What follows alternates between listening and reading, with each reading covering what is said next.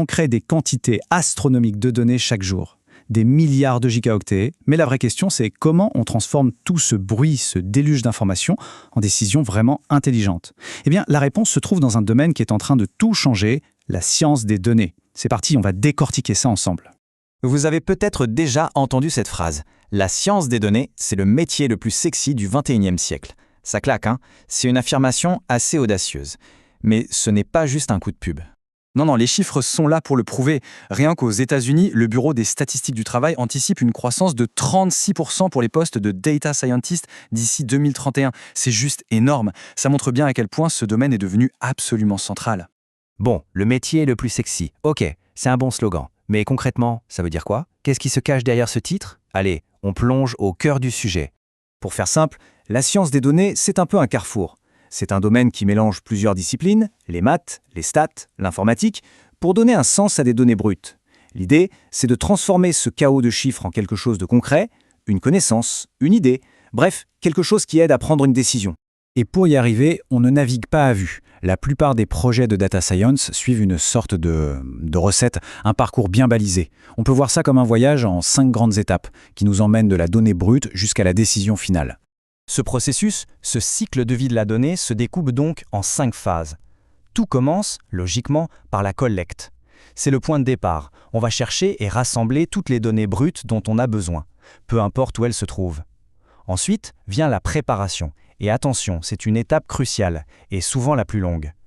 Il s'agit de nettoyer les données, de les mettre en forme, de s'assurer qu'elles sont fiables. C'est un peu le travail de l'ombre, mais il est indispensable. Troisième étape, l'exploration. Une fois que les données sont propres, on commence à fouiller dedans. On cherche des motifs, des tendances, des anomalies, un peu comme un détective qui cherche les premiers indices sur une scène de crime. Après ça, place à l'expérimentation. Là, on passe à la vitesse supérieure. On construit des modèles, souvent grâce au machine learning, pour essayer de prédire ce qui va se passer dans le futur. C'est ici que la magie opère. Et enfin, la communication. Parce que des découvertes géniales qui restent dans un ordinateur, ça ne sert à rien. Cette dernière étape consiste à transformer les résultats en une histoire claire, visuelle, pour que les décideurs puissent comprendre et agir. C'est l'aboutissement de tout le travail. Tout ça peut sembler un peu abstrait, mais en réalité, la science des données est déjà absolument partout dans notre quotidien. On va voir quelques exemples, vous allez voir, c'est parlant. Dans la finance, par exemple, les banques s'en servent pour analyser les transactions par carte bancaire en temps réel. Si une opération sort de l'ordinaire, hop, le système peut la bloquer instantanément. C'est de la détection de fraude ultra rapide. Dans la santé, c'est tout aussi impressionnant. Il existe des modèles qui analysent des milliers de données de patients pour aider les médecins à repérer des signes de maladie beaucoup plus tôt. Ça peut littéralement changer des vies. Et cette impression qu'une pub en ligne a lu dans nos pensées, eh bien, ce n'est pas une impression, c'est la science des données qui analyse nos habitudes de navigation pour nous proposer des publicités qui ont de fortes chances de nous intéresser. Et c'est exactement le même principe derrière les services de streaming. Quand Netflix ou Spotify nous suggèrent le film ou la chanson parfaite, ce n'est pas du hasard.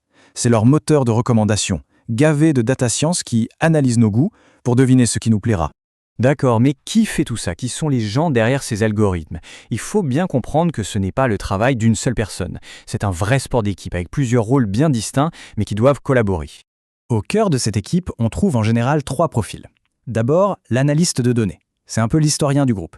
Son job, c'est de regarder les données du passé pour comprendre ce qui s'est passé et pourquoi. Ensuite, il y a le scientifique des données, le fameux data scientist. Lui, son regard est tourné vers l'avenir. Il utilise des outils plus complexes, du machine learning, pour construire des modèles capables de prédire ce qui va arriver. Et pour que tout ce petit monde puisse travailler, il y a l'ingénieur de données. C'est l'architecte de l'équipe. C'est lui qui construit et maintient toute l'infrastructure, les pipelines qui permettent aux données de circuler. Sans lui, les analystes et les scientifiques n'auraient rien sur quoi travailler. Chacun a un rôle indispensable.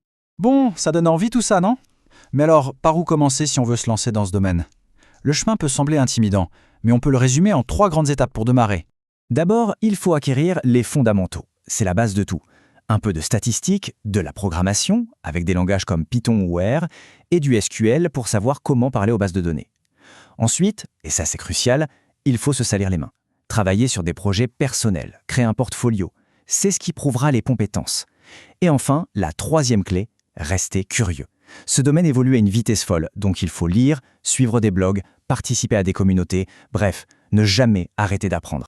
On entend souvent cette phrase « les données sont le nouveau pétrole ». Et c'est vrai, c'est une ressource brute avec une valeur potentielle immense. La vraie question, ce n'est donc plus de savoir si les données sont précieuses, mais plutôt, avec cette puissance entre les mains, qu'allons-nous choisir de construire pour demain ?